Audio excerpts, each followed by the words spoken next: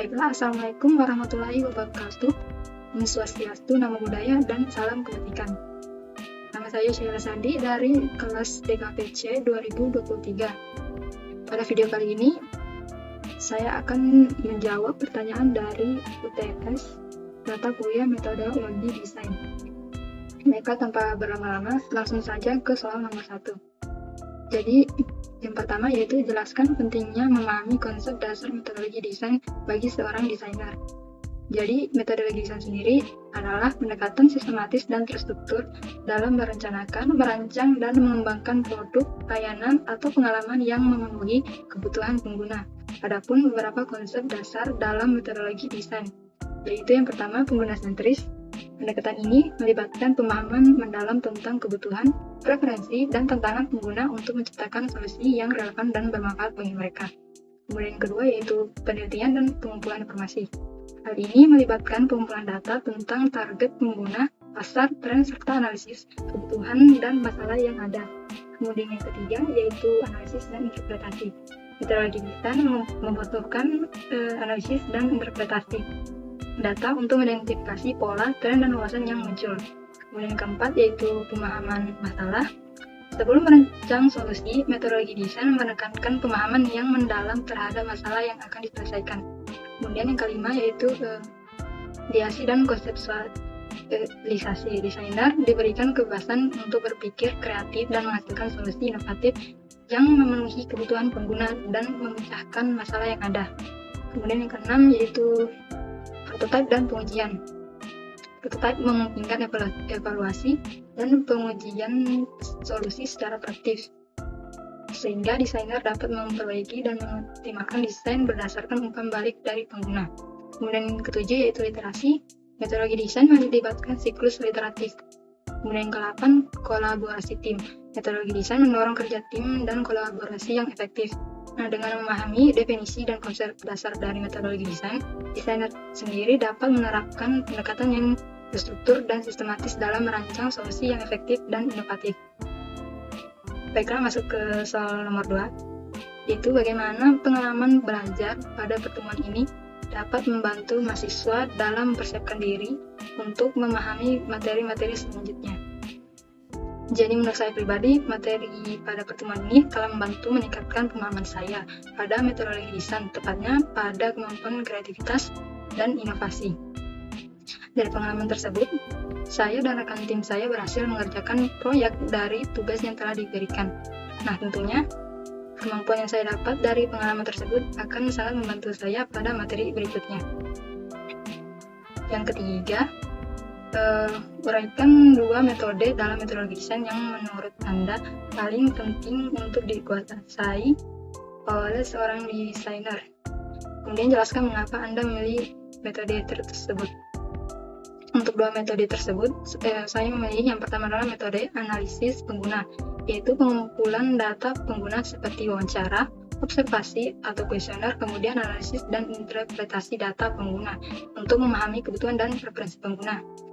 Alasan saya memilih metode analisis ini yaitu karena dengan memahami kebutuhan dan preferensi pengguna, perusahaan dapat mengambil keputusan yang lebih baik dalam mengembangkan produk, layanan, atau pengalaman yang relevan dan bermanfaat bagi pengguna.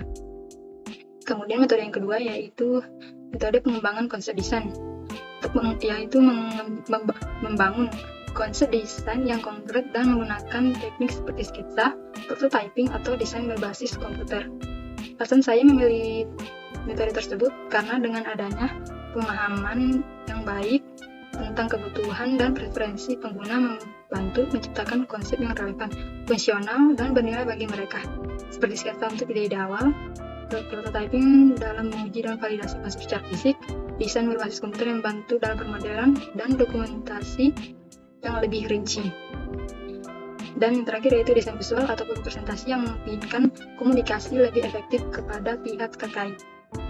Baiklah, kemudian soal nomor 4, yaitu bagaimana pengalaman mempelajari berbagai metode dalam pertemuan ini dapat membantu meningkatkan keterampilan desain seseorang. Jadi menurut saya, dengan mempelajari metode ini dapat membantu seseorang menganalisis desain-desain dan mengembangkannya secara kreatif. Kemudian menjadi lebih berkreasi dengan menerapkannya di berbagai proyek.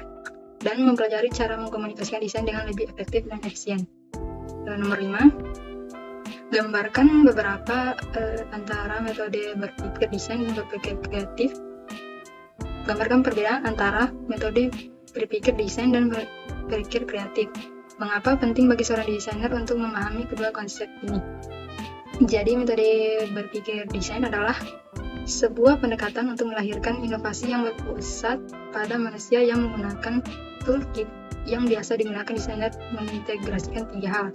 Yang pertama adalah kebutuhan dari orang, kedua kemungkinan pemanfaatan teknologi, dan kebutuhan untuk bisa menghasilkan keuntungan bisnis. Sedangkan metode berpikir kreatif adalah sebuah pendekatan untuk melahirkan inovasi yang berpusat pada manusia yang menggunakan toolkit yang biasa digunakan desainer yang mengintegrasikan 3 hal. Pertama adalah kebutuhan dari orang, kedua kemungkinan pemanfaatan teknologi, dan yang ketiga yaitu untuk bisa menghasilkan keuntungan bisnis. Adapun tahapan pada metode berpikir yaitu metode berpikir desain terpadu, metode berpikir lateral, metode berpikir divergen, dan metode berpikir kreatif dan inovasi.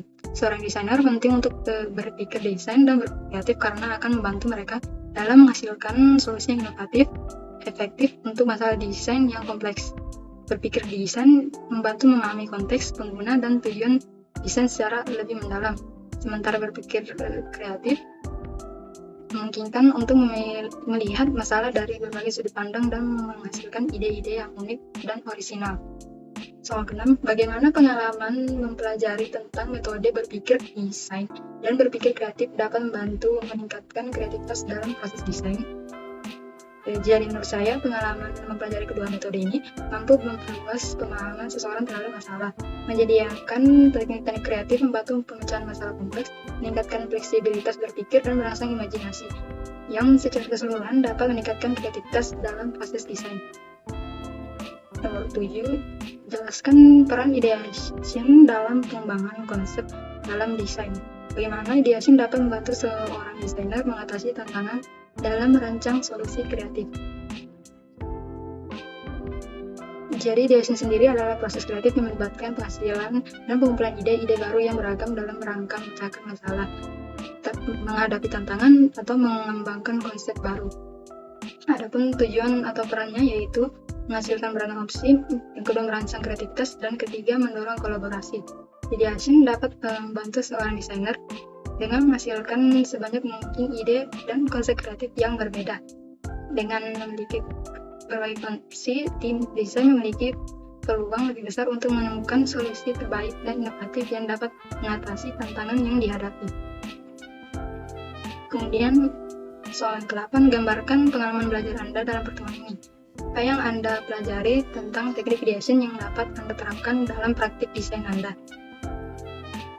Dari materi ini, saya dapat mempelajari teknik-teknik ideation seperti brainstorming, mind mapping, dan scamper, di mana brainstorming yang melibatkan kelompok atau tim dalam menghasilkan ide secara spontan dan bebas, mind mapping yang melibatkan pembuatan peta konsep visual yang menghubungkan berbagai gagasan dan elemen terkait, dan scamper yang mengacu pada 9 strategi kreatif yang dapat diterapkan pada konsep atau ide yang ada untuk menghasilkan variasi baru. Jadi intinya, dengan memahami konsep metode,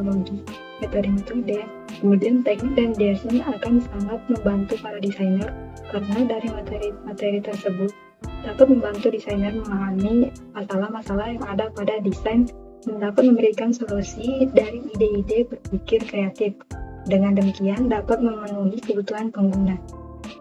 Baiklah, itu saja dari saya, kurang lebihnya mohon dimaafkan.